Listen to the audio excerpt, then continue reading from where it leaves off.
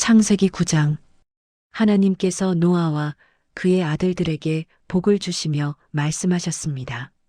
자녀를 많이 낳고 번성해 땅에 가득하라. 땅의 모든 짐승들과 공중의 모든 새들과 땅에 기는 모든 것들과 바다의 모든 물고기들이 너희를 두려워하고 무서워할 것이다. 이것들을 너희 손에 준다. 살아있어 움직이는 모든 것들이 너희의 양식이 될 것이다. 푸른 채소와 같이 이 모든 것을 너희에게 주었다. 그러나 고기를 피가 있는 채로 먹어서는 안 된다. 피에는 생명이 있다. 너희가 생명의 피를 흘리면 반드시 값을 치를 것이다.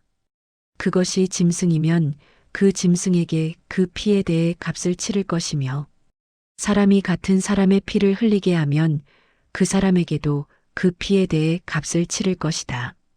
하나님께서 자기의 형상대로 사람을 만드셨기 때문에 누구든지 사람의 피를 흘리면 사람에게 피 흘림을 당할 것이다.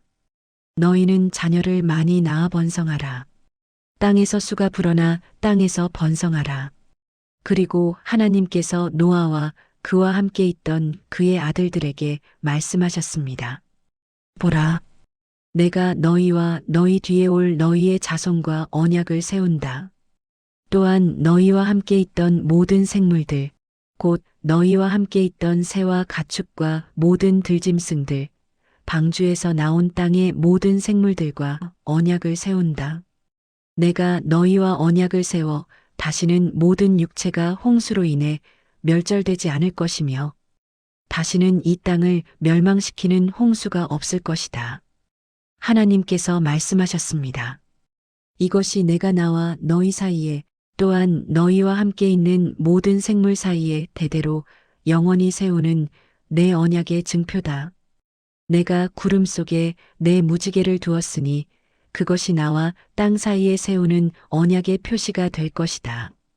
내가 땅 위에 구름을 일으켜서 그 속에 무지개가 나타날 때 내가 나와 너 사이에 그리고 모든 종류의 생물들 사이에 세운 내 언약을 기억하겠다.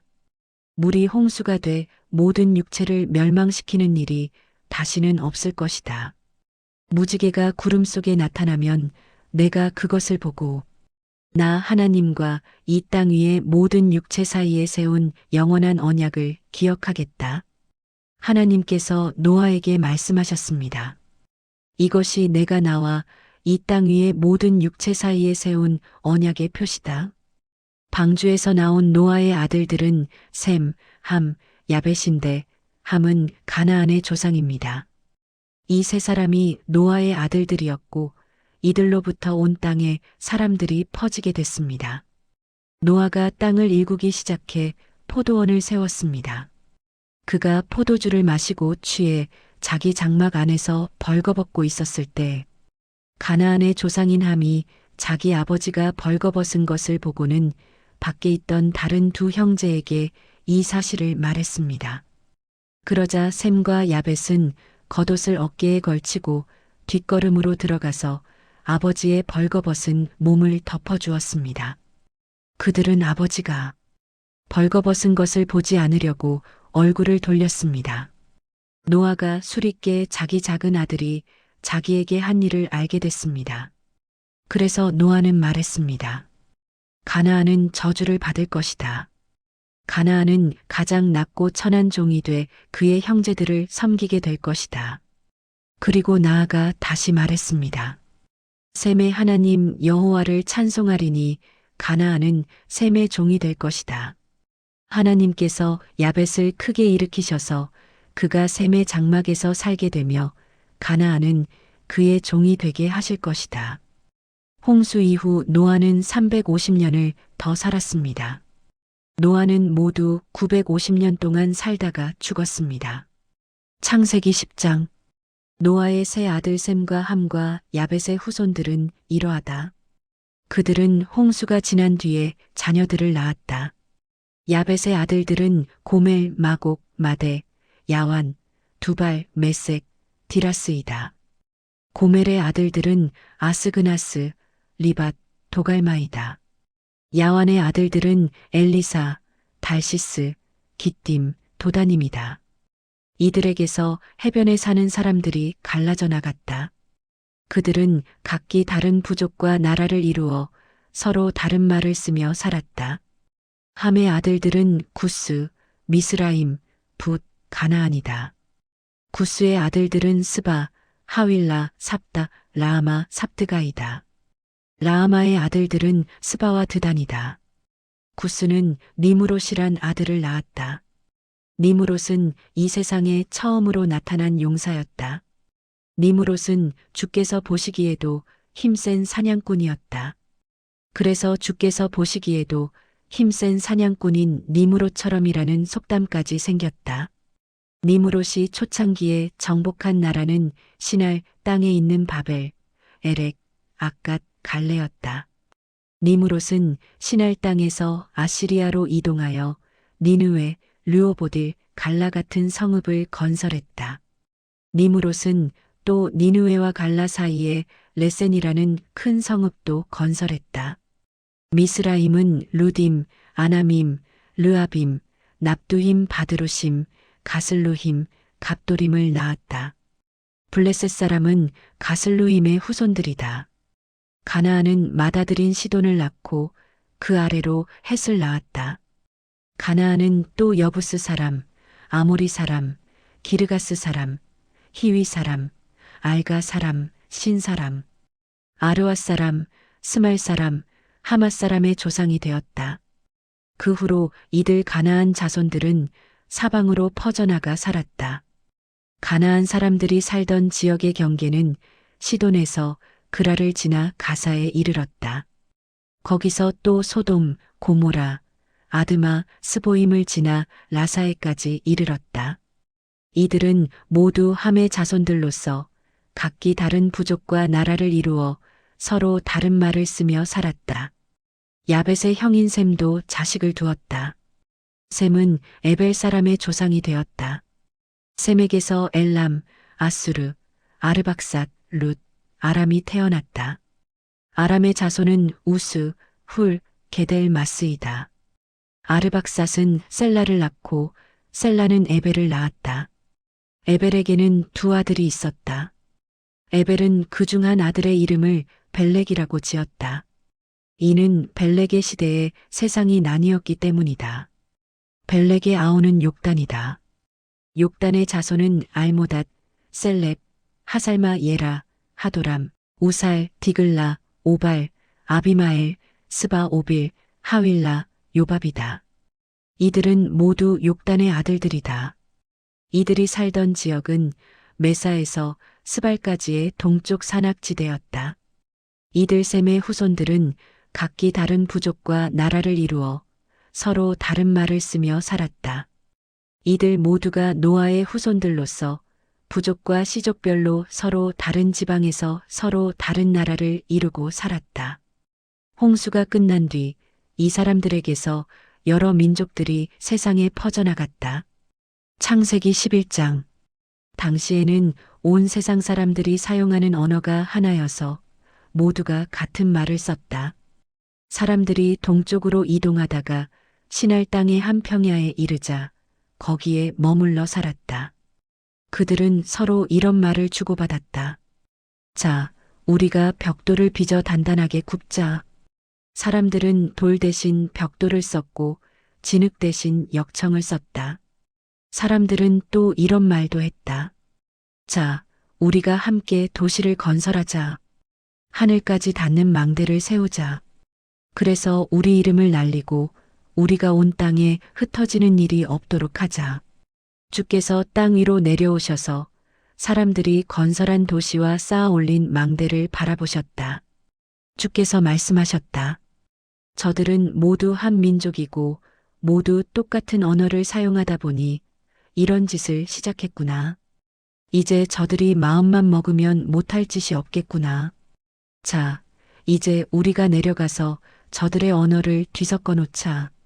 그래서 저들이 서로의 말을 알아듣지 못하게 하자. 주께서 사람들을 거기에서 땅 위 곳곳으로 흩으셨다.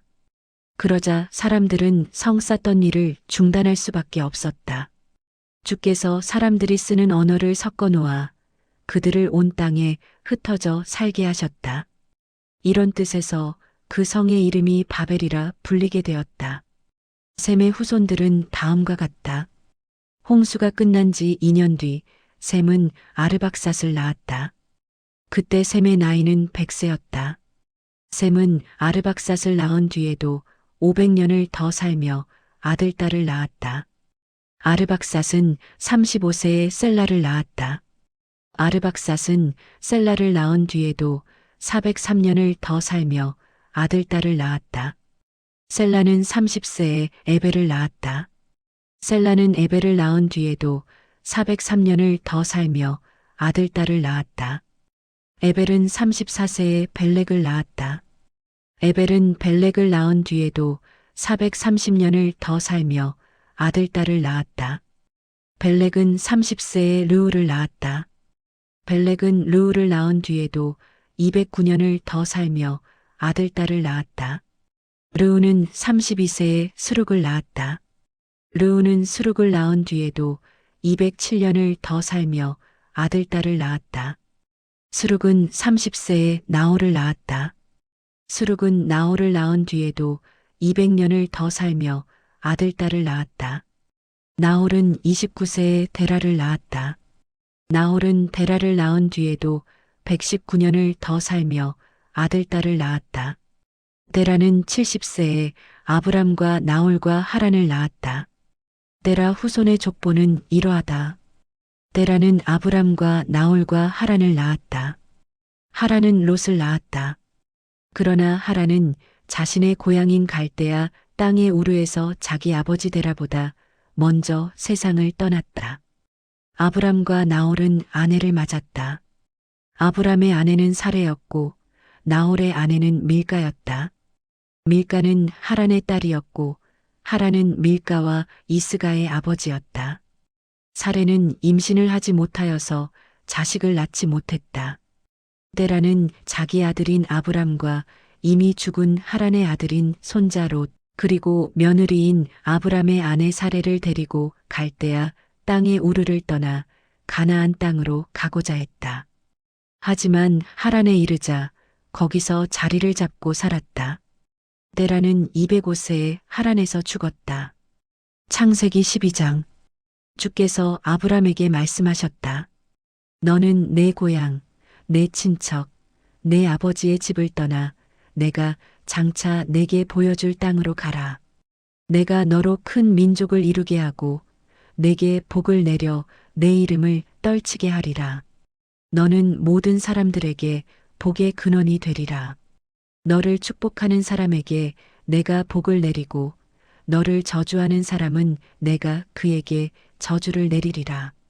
무릇 땅에 살고 있는 모든 민족이 너를 통하여 복을 받으리라.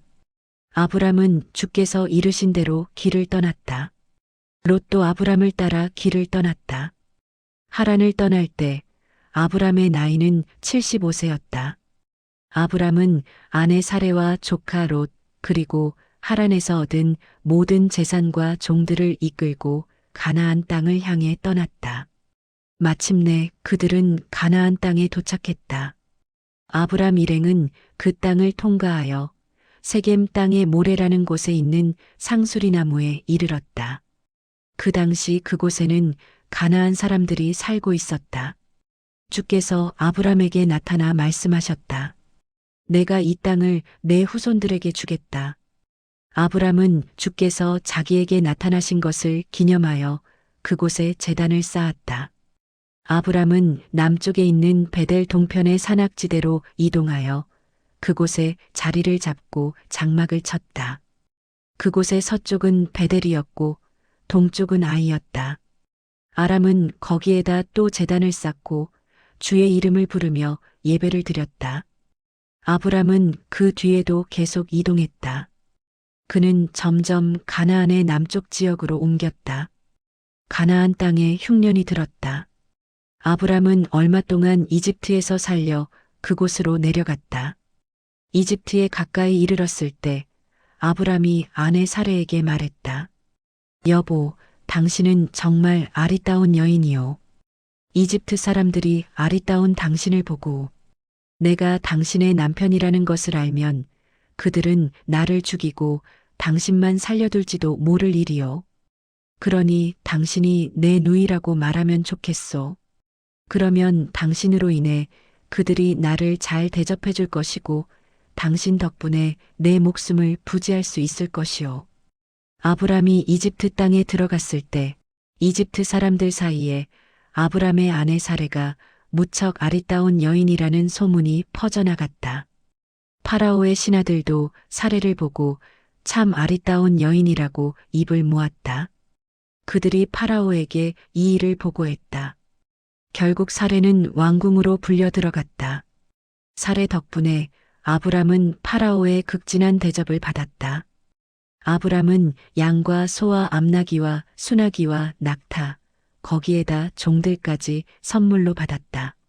하지만 주께서 파라오와 그의 왕실에 벌을 내려 그들로 심한 병을 앓게 하셨다. 아브람의 아내 사레의 일 때문이었다. 파라오가 아브람을 불러들여 말했다. 너는 어쩌자고 이런 일을 벌였느냐? 저 여인이 내 아내라는 말을 왜 하지 않았느냐? 저 여인이 내 누이라고 말했기 때문에 내가 저 여인을 아내로 맞아들이려 한 것 아니냐? 내 아내가 여기에 있다. 어서 데리고 나가라. 파라오는 자기 신하들에게 명령을 내려 아브람이 자기 아내와 함께 그의 모든 소유를 가지고 이집트 땅을 떠나게 하라고 했다.